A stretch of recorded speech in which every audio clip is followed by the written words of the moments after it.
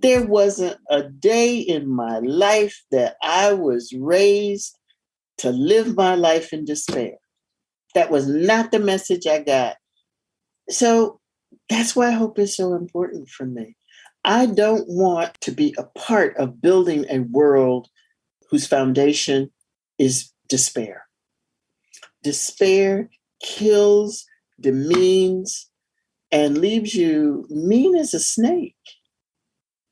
Hope, and I mean a robust hope, not the, oh, isn't this so wonderful? No, this kind of hope I'm talking about, it's a robust hope that encourages and informs that the work we do doesn't mean we have to be fearless. It means we have to be faithful. And that's very different. Welcome to the Zami Nobla National Organization of Black Lesbians on Aging podcast. We are your sound source for Black lesbian herstory. I'm your host, Angela Denise Davis.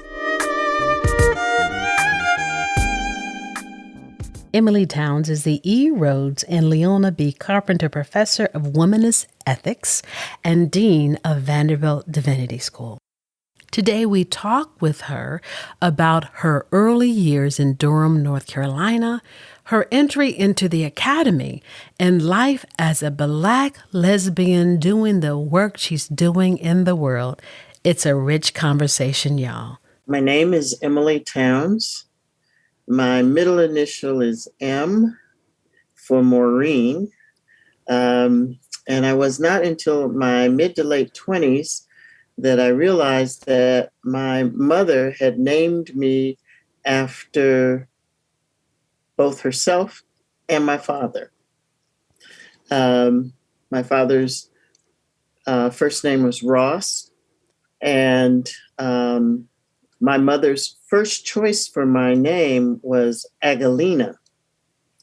She decided to try to get creative by combining her two sisters' names. My grandmother says, oh no, not my first grandbaby. So she decided that she would claim the right to name me. And, you know, what could your mama do? Mama had to step back. Mm-hmm. So she had a little posse she ran with. They were church girls together, and they grew up to church women together. And my father's first name was Ross. Mm. And she couldn't name me Ross, or the female equivalent, which would have been for her Rose, because that was one of the posse members. So she had to go to his second name, Emilie. So Emilie became my first name. My mother decided she needed to get in on this, so she decided on the spelling, which is why it's I-E instead of Y. And then she just picked Maureen out of the air. Well, come to find out, Maureen means Little Mary, which was her first name, Mary. So I gladly carry my parents' names into this current generation. It's special. Mm-hmm. It's special to me because they were deeply flawed, wonderful human beings, and I miss them to this day. I'm 66 years old. Just recently turned 66 in August, and I show up in the world in a variety of ways. If you are looking at how I show up professionally, I'm the dean of Vanderbilt Divinity School. I'm a professor, distinguished professor of Womanist Ethics in Society at Vanderbilt University. That means I'm an administrator. And I should say quickly, I love my job. Mm-hmm. Not every administrator says that, but I actually work with some incredible people. And I love my job and have been doing it I'm in my 9th year, and pretty happy here at Vanderbilt most days. If you ask how do I show up when I'm not being Dean Towns, many of my friends say I'm silly. I think it's more I love life and I love laughter and I love having a way to decompress. And so I am very picky about who I hang out with when I'm not having to be on, because I want that those folks, my spouse Laurel, my sister Trisha, other friends who understand I am first and foremost Ross and Mary's baby and can let me relax into that space. Well, we are so glad you are in this space with us, the Zami Nobla podcast. And why don't we start by talking about the space that Ross and Mary created for you in Durham, North Carolina, and how that soil really made it possible for the seed of your life to blossom and for you to be who you are today. I didn't know until I was full-grown adult that my parents were different when it came to faith formation. They were both college professors. My father wasn't raised in the church, but as an adult, my mother used to call him Mr. Methodism because he was a very active layman in the church. My mom was immersed in the church from day one by my grandmother, who believed one church service is good, 4 or 5 more on the same day, and some in the middle of the week, even better. And both of them decided when they got married that they would send their children, however many they ended up having, they would send their children to the best Sunday school in the Black part of town. I didn't even know there was a white part of town until I was in 4th grade. The color line was so strict. And that actually meant our home church, Asbury Temple United Methodist Church, the little church by the side of the road where everybody's somebody and Christ is the Lord. 9 years later, my sister comes along, and the best Sunday school was in the Presbyterian Church, Covenant Presbyterian Church. So that's where she went to Sunday school. And they didn't see what the big deal was about it. What they cared about was our faith and moral formation. What church and what community of believers could help us grow up? And so at Asbury Temple, it was a small mission church in the Methodist church system, which meant we had rotating pastors all the time, just coming in and out. We were the ones where nobody else would serve, so they put them at Asbury Temple. And as I grew older and began to understand what was happening with all this clergy turnover, that really turned me off. Because it felt like we were the last thought of the conference.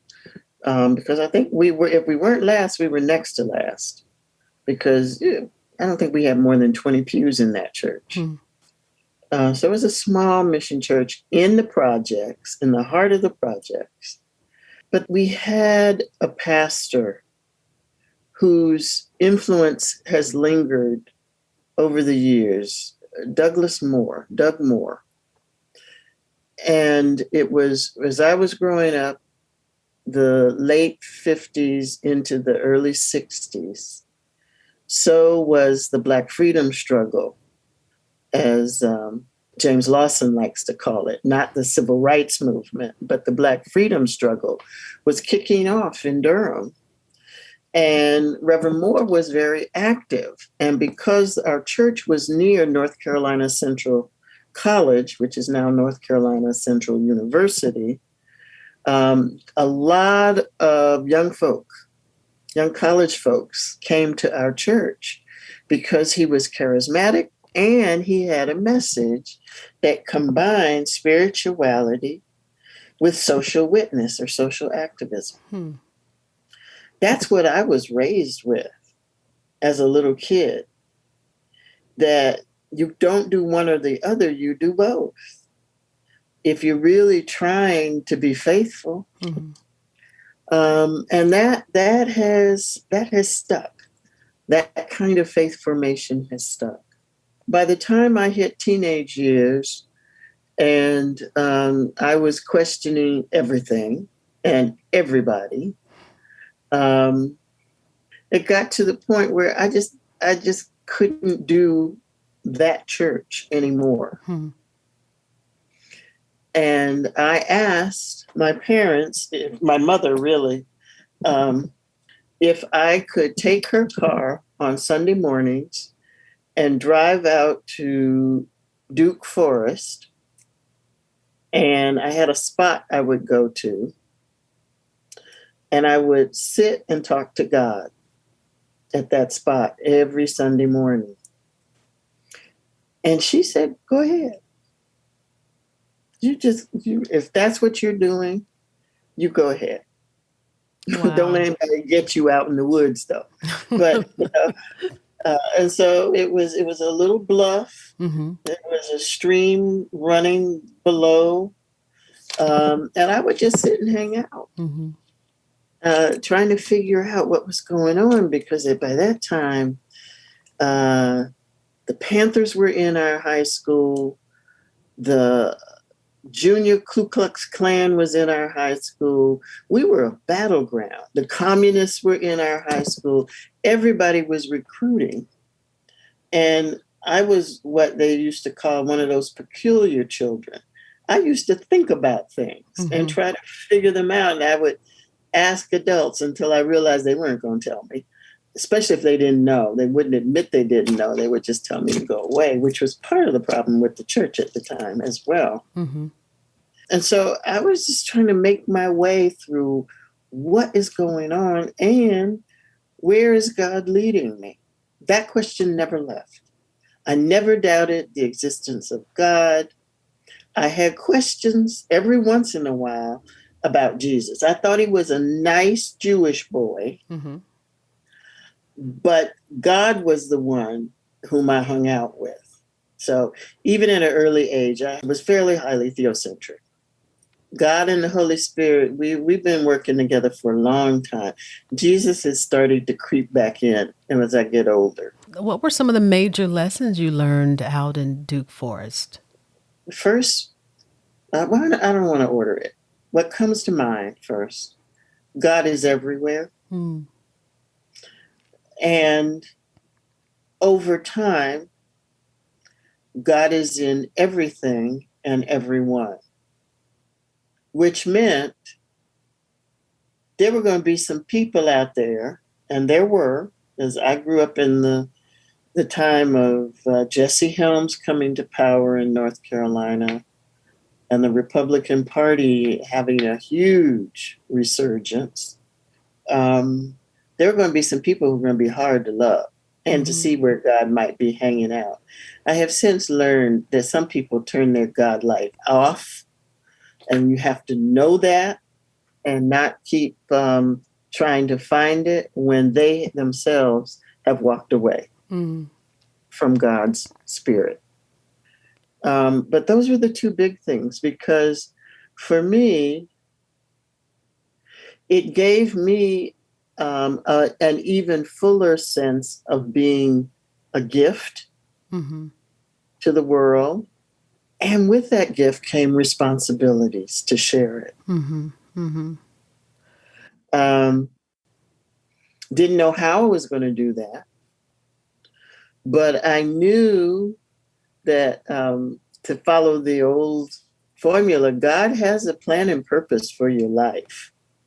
So you got to figure it out. God to help you figure it out, but you got to do some work yourself. And that for me was what took 3 years of sitting and thinking and feeling and trying to make sense of it all, while this whole social milieu is roiling around behind me, pulling me hither and yon. And then it dawned on me one Sunday morning. This is the only life I've got. I've got to make the best out of it and the most from it. So again, what you going to do? How am I going to do that? I don't remember who I was talking to about it. But someone, I think it was one of my friends actually, someone said, the question you just asked me is the question of our lifetimes. We will spend our lives figuring that one out. Mm-hmm. So don't be in a hurry, because I suspect you're going to be around for a long time. So it's going to take a bit for you to get there. And that was comforting to a certain extent, because, I like to know things. That's why I'm an ethicist. I'm always asking why. Mm-hmm. Why is that going on? How did you do that? To what purpose did that serve? But it was in those quiet times, and I grew to appreciate nature. And not the Sierra Club version, mm-hmm. where there are no people, but nature where we are to be and be with. At an early age, I didn't understand this dominion over the earth language. That just didn't sound like God to me. Mm-hmm. Mm-hmm. Years later, I find out bad translation. But it gave me a better appreciation of the immensity of creation, mm-hmm. and the fact that I get to hang out in it. It probably doesn't get much better than that. No, it doesn't sound like it. 3 years of a theological education with a hefty dose of contemplation sounds wonderful. I mean, gosh, if you could bottle that and put it in a divinity school, you'd be rich, because it sounds like a very rich experience.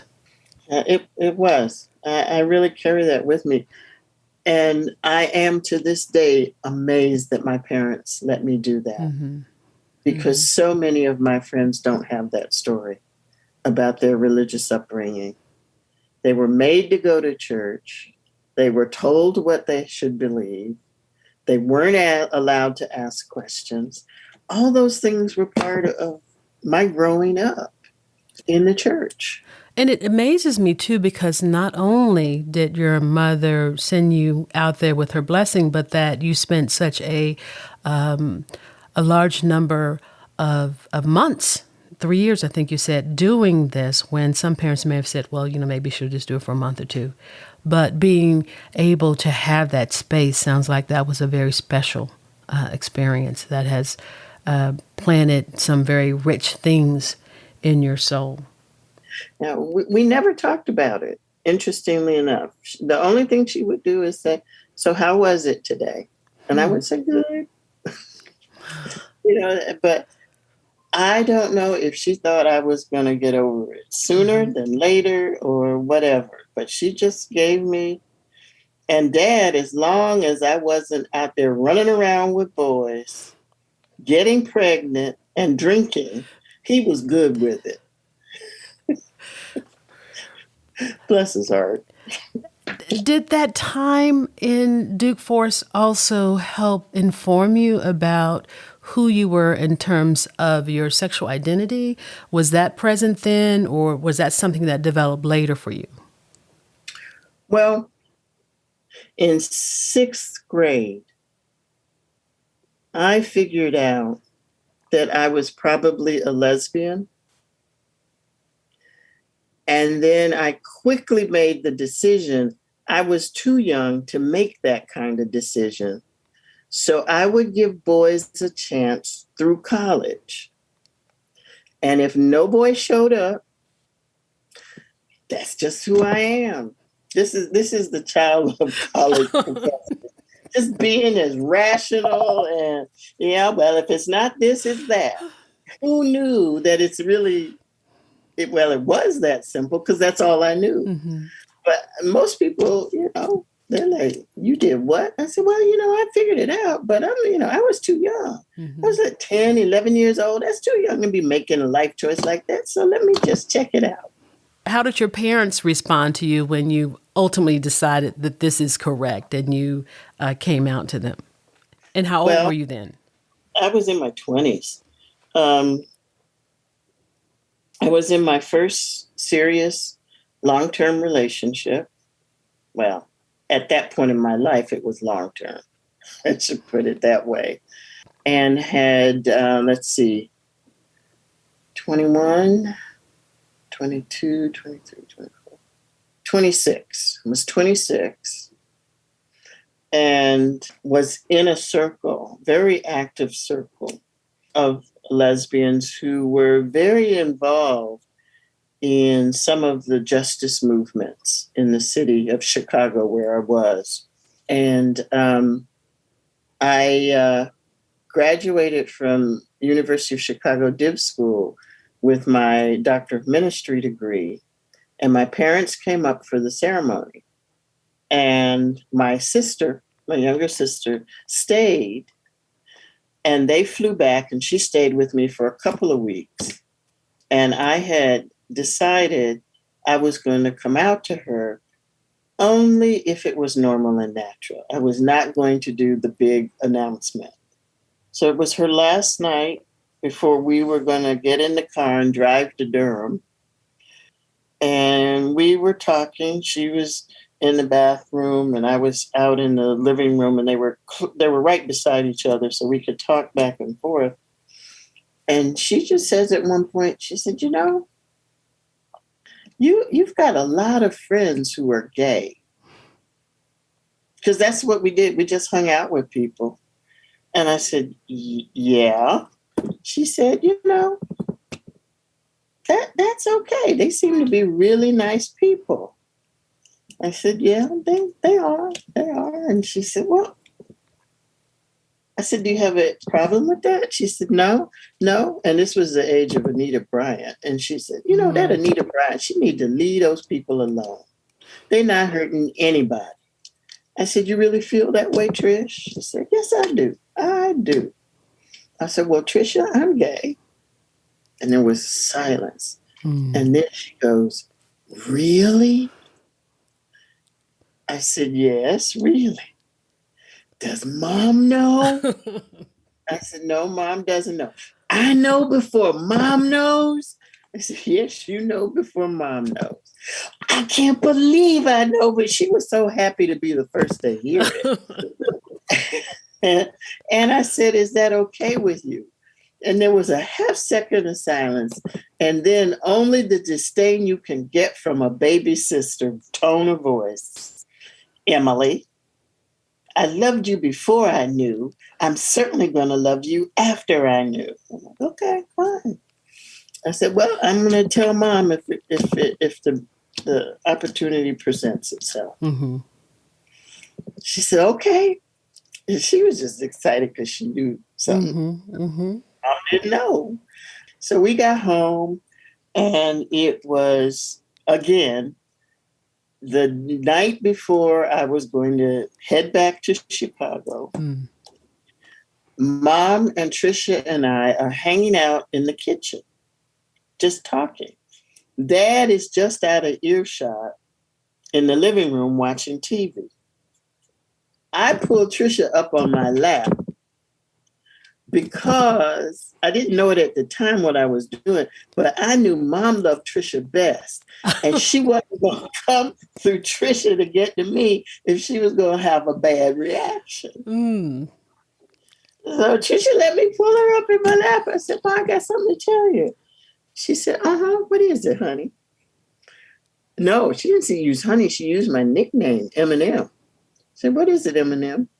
I said, "Mom, I'm gay." And mom looked at me and went, I said, "Mom, did you hear me?" She said, "Yes." I said, "I'm gay." She said, "I've been knowing for years." I'm like, it's like, No drama, just, yeah, girl, I'm glad you finally got around to telling me. I've been waiting on it. And then she paused and said, and do not tell your father. And I said, well, I had kind of figured that out because he had said enough homophobic things over the years that I knew that probably would not be a good idea. She said, well, good, because it's not. I said, all right, no problem here. I got to believe he knew, though. But not having it confirmed was good enough for him. Did you ever disclose that to him? No, I did not. I did not. And he never asked. Thank you for sharing that with us. That's a wonderful story. I think because so many of us don't have such good outcomes. Yes. And I think it's important for us to hear stories of what is possible. So there is hope. If not at the disclosure, maybe further down the road, there is hope. How did your sexual identity impact the work you were doing in the world in terms of your work in theological education and ministry? I know you've pastored at some point in time. How did all of that shape what you were doing? Or did you have the freedom to be out? Or was there something that just kind of happened further down the road that made it possible for you to be as free as you are today? I knew when I was at U of C that I probably wasn't cut out to be a full-time parish minister. We know what we're supposed to be doing. Why don't we do it? And, I would get frustrated with people. It's like, you know what the gospel message says. Why are you over here doing it? I mean, it just vexed me to no end. So I began to look for parachurch ministries. And really, a group of women and the organization, the Ecumenical Women's Center, found me. And that group was both straight and lesbian women. And they just took me under their wing and said, come here. You're like a little colt. Just sit down here for a minute. We will help grow you up. Was this in Chicago? This was still in Chicago. Okay. And what they did was give me opportunities to learn things, to be involved in larger organizations, which is how I got involved with the National Council of Churches Women in Ministry project.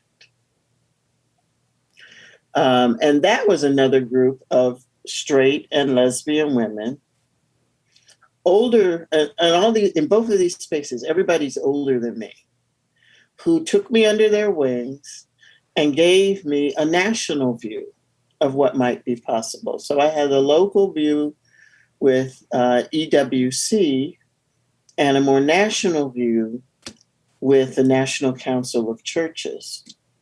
And folk were generous with their time, their patience, their energy in helping me grow into my call, because I wasn't sure what it was. I never really gave it much thought that I was a lesbian. This is one of those, I have been greatly, and I'm aware of this, greatly blessed by being surrounded by supportive people my entire life. And so they were both lesbian and church women. Okay, that's how you do it. I see how you do it. I will do it a little differently. I'm younger. My generation is coming about these things in a little bit different way, but it's a good thing. It's a good thing. The only sticking point came when I was approached by the Metropolitan Community Church to help them with a group of Black queer folk who thought they might want to be a church, but they couldn't find anybody else in Chicago to meet with them and help them figure this out. And by that time, I had been ordained. And I said, well, sure, but I have to talk to my regional minister. He needs to know about this. And if he says, no, you can't, I won't. So I went in to talk to him and told him that I had been asked to do this. And he said, well, what is the Lord saying to you? I said, I believe the Lord is saying to me, they need help. And I think I'm supposed to give it to them. And he said, well, as long as you don't make an issue out of being the spiritual leader of this group, I see no problem. Go ahead. I said, now, do you need me to say to you, I'm not a lesbian? He said, no, you don't need to say that to me. I said, okay. It was all right. That was an interesting 2 years. That was in some ways a hard 2 years. Because it was a small group of folk, and all the dynamics of a small group kicked in, and some of the substance abuse issues they were working through. AIDS was just becoming something very present in the queer community in Chicago, and particularly among Black men. So some of them were dealing with losing friends and trying to figure out what in the world is going on. So they worked hard at trying to figure out where is God in their lives. And they allowed me to walk with them. And that was both an honor and a privilege to be with that group of people. So I had decided that the best thing I could do was live my life with integrity. And if people had questions, I would say, look at what I do, because this is who I am. I tried to do what I say, I believe. And if you figure it out, fine. If you don't, fine. What I'm looking for is human contact and human love and human friendship. Certainly, by the time I went into the academy, and all the stereotypes of Black women came running out of the closet like you would not believe. This is now mid to late 80s. I quickly learned I could either spend my life defending who I am and explaining who I am, or I could get on with the work that God has called me to do. I chose the latter. One, because it was healthier, but two, I really do believe it was more faithful. And those times where I have had to explain who I am and what I'm about, I can do that, and I do. But it's a much more interesting journey trying to live out your faith than trying to explain to somebody why you're human.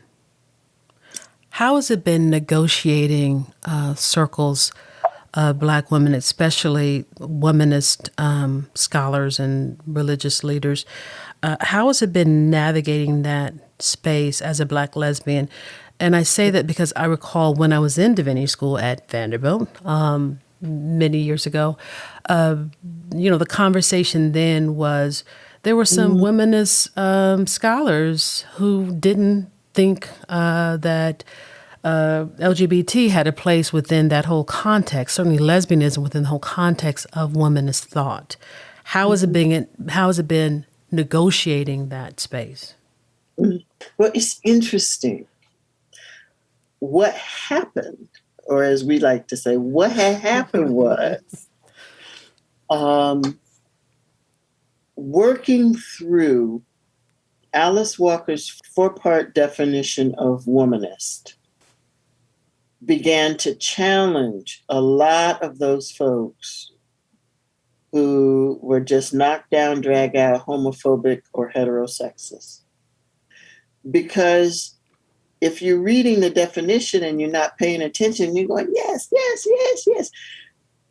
That whole second part of the definition says everybody's everybody, and all should be loved. And people will realize what they'd said. Because for some, not for all, but for some, that's how they were raised. Most of us in my generation were raised to leave people alone with whomever they loved. If they weren't hurting anybody, leave them alone. It wasn't until, and I blame this on some forms of white evangelicalism that demonize gays and lesbians and don't even bring in trans and bi. Oh my Lord. We learned that from them. The Black church learned that hatred from them. And it has not served us well. We were, by and large, a much more loving church. We should never pick up people's bad habits. It's just not good. It's just not good. So, yes, there were folk who, and still are, very much lesbianism is a pox upon the world. But I find it interesting they want to call themselves womanists regardless. Right. I said, so how do you make that work? This is a 4-part definition where all the parts are supposed to go together. And there's a deep mumbling that kicks off when they're trying to explain how they can use the word womanist. Because actually, when it first started, people thought it was a fad and wasn't going anywhere. And in 5 years, it would be gone. Well, that was 1984 or 5. And we are still here. In fact, womanist is in my academic title. Yes. You don't get much more.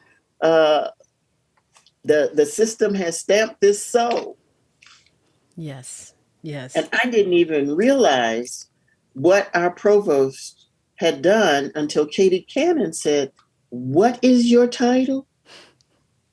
I said, "Well, I'm the womanist professor." She said, "Emilie, do you realize no one else in theological education or anywhere else has womanist in their title?" Wow. And I went, oh, I see. This was the second time Katie did something like that to me. Oh, I see. So I got some responsibility. Yes, you've got some responsibilities. Yes. But it is the rightness of what womanist work does, which is to say, it's not enough to talk about race. It's not enough to talk about sex and gender and sexuality and sexual orientation. It's not enough to talk about age or any of the ways that we come in the world. It's a matrix, and we got to try and bring all those things together because it's the matrix that is killing us. And if we don't take account of the matrix, it's not going to be good. It's a problem. That's compelling. And one of the things that I love so much now is that this newest generation they've started to ask again, is womanist really the right word for us for what we're doing? Mm-hmm. I think that's a wonderful question. I can't wait to find out what they decide. Mm-hmm. There's one of my students who was born and raised in New York City, young Black woman, said to me at one point, she said, Dean, this womanist stuff, I kind of like it, but it's Southern. Mm. And when she said that, I went, yep, it is. It is Southern. Wow. The imagery is Southern. The tone is Southern. Everything and the people, that first, second generation, for the most part, maybe even into the third, were all Southerners. We were all Southerners. Mm. And she said, I'm from New York City. We don't know nothing about no flowers. I know concrete. I mean, she made an excellent point. I said, okay, so your job is to find out what you want to call yourself and what you do. Mm. I can't do that for you. And I think she's working it. She's trying to figure it out. And who knows, she may go back to feminist or Black feminist. I don't know. But I am wedded, absolutely wedded, that people need to decide how they want to be called and what names they choose for themselves. That does not mean we can't still work together. That's a powerful story. Because one of the things that I've been thinking a lot about as an ordained minister, but someone who's not really working in the context of a congregation or academy, is just this whole idea as a Black lesbian and a person of faith. You know, how do I move out in the world, and what do I name, or how do I name myself, and what do I think about, and in my whole canon, what gives me power. And it's like, you know, I think about the gospel, as I call it, of Audre Lorde, you know, the gospel of Cheryl Clark. I mean, all of these, Emily Towns, all of these wonderful Black lesbian women who have, through their work, created stuff we can read, stuff we can think about, stuff we can digest, and then come out and see how it works for us. And I, too, am excited about younger women because I see just a fierceness of some of these lesbian and queer women in the academy and in the church who are out there and they're doing it. I recall someone I knew who was just a brilliant pastor, brilliant scholar, but she wouldn't come out because she said she wouldn't be taken seriously. And I always thought that was sad because I think her being out would have made it possible for so many other people to be free. But she didn't have that within her at that time to do that. It really is about the supports you place, that either you place around you or folk realize you need around you to do some of this work. Because it's hard out there to be a Black lesbian. With all the gifts and graces I have received in my life, that does not stop the microaggressions. Even from my own faculty some days, and I decide they're raises. So it's sort of like, that's some deep stuff. But I tell students all the time, and local pastors, when I can get at them, you need support around you. You cannot do this work by yourself. People who like to be Lone Rangers suffer from early death. As we wind down our time together, I would like for you to, and this is probably a perfect segue, to talk about just the power and the need for hope in a world where, certainly over the last year and a half, we've just been bombarded by things we never thought possible and really facing some challenging realities. And on top of all the intersections that one may have in the world, dealing with a global pandemic has just complicated so many of our lives. Where is a place of hope, and how do we lift that up for those of us who are finding it difficult to move forward in our full authenticity? Mm-hmm.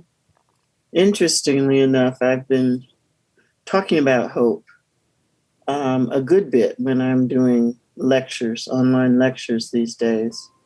And it has almost become as powerful a pull for me as justice. Almost, not quite, but almost. I think it comes from a conversation I had years ago with James Cone, who I was teaching at St. Paul's School of Theology in Kansas City, Missouri. And Jim came out to do some lectures for us. And I picked him up at the airport, and we were driving back into the city. I was working on my book on healthcare, Black healthcare, Breaking the Fine Reign of Death. And he knew that's what I was working on. Jim was a health fanatic. He took it to the point where he didn't even go out to eat because he did not know what they were putting in his food. Exercised every day, ate well every day, was healthy until he wasn't. So he was interested in where the book was. I was stuck.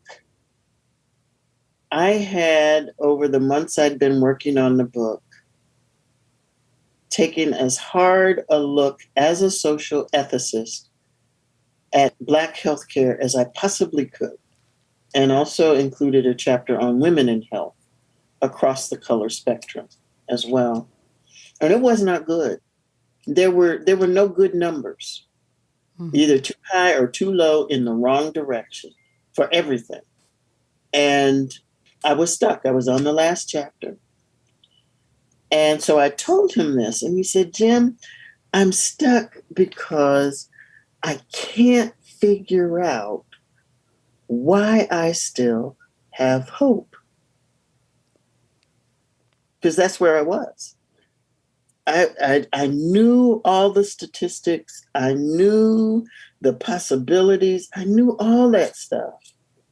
But I still had this hope. Mm-hmm. Jim reared up in his seat. Jim was not a big man. Jim reared up in the seat and he said, Emilie, you have to have hope. You must have hope. Because without hope, the only alternative is despair. Wow. And then they have won. I'm driving and I'm like, damn, he's right. There wasn't a day in my life that I was raised to live my life in despair. That was not the message I got in all my churchiness. It was always that note, a better day's coming. Mm-hmm. So that's why hope is so important for me. I don't want to be a part of building a world whose foundation is despair. Mm-hmm. Despair kills, demeans, and leaves you mean as a snake. Hope, and I mean a robust hope, not the, oh, isn't this so wonderful? Kumbaya, all that, campfires. No, this kind of hope I'm talking about shows up. It shows up in the midst of the hard times of life to say, yes, you can, or no, you don't, or go get somebody, or let's think about it. But it gives us a moment in which we can discern what action we need to take in order to be followers of God. It doesn't mean success. That's not what this hope is about. This hope that I live, I hope, no pun intended, I believe, is a hope that says better days are coming and you better get off your behind and get some work done, because it's not going to happen with you sitting there going, woe is me. Mm-hmm. It's just not going to happen. So it's a robust hope that encourages and informs that the work we do doesn't mean we have to be fearless. It means we have to be faithful. And that's very different. If fearless shows up, that's wonderful. I'm not going to deny that. But I think faithful, for me at least, is much deeper and richer and long lasting than fearlessness. So that's what I choose. This has been such a rich conversation, and I'm so grateful for it, and grateful that you spent that time in Duke Forest, because I think it just has had some pretty amazing things gifted to you. And I also want to say that typically I ask my guests if there's something more to be said, if there's a question I didn't ask, if there's something you want to tell our listening audience. But I think what you just said was so powerful and so profound that we need to chew on that for a bit. But I will say this before we close, and that's, I am always appreciative for people who choose to show up in the fullness of who they are. And I remember, probably now it's 20 years ago, when I was working at American Baptist College, and you came for the Garnet Nebbert lecture series. And I was the person who was helping to coordinate that, and I called you, got your plane ticket, you came, and there was some real scuttle about that, particularly when you came in the fullness of who you were with your mud cloth, your locks.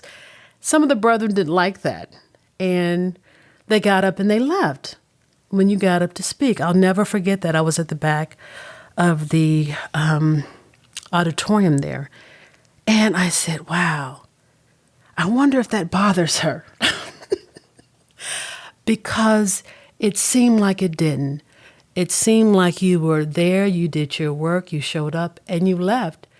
And I never forgot that, because I think moments like that inspire you, particularly if you're younger and trying to find your way in the world, to know there's hope. And you can walk in the fullness of who you are, do your work, and go home. So I thank you for that then. And I thank you for the work you're doing at Vanderbilt, and just the incredible, beautiful, brilliant, bold ways that you have shown up in our world and continue to show up. Emilie Towns, thank you for being part of our Black lesbian herstory. Thank you, Angela. It's been an honor, privilege, and a good time. All right.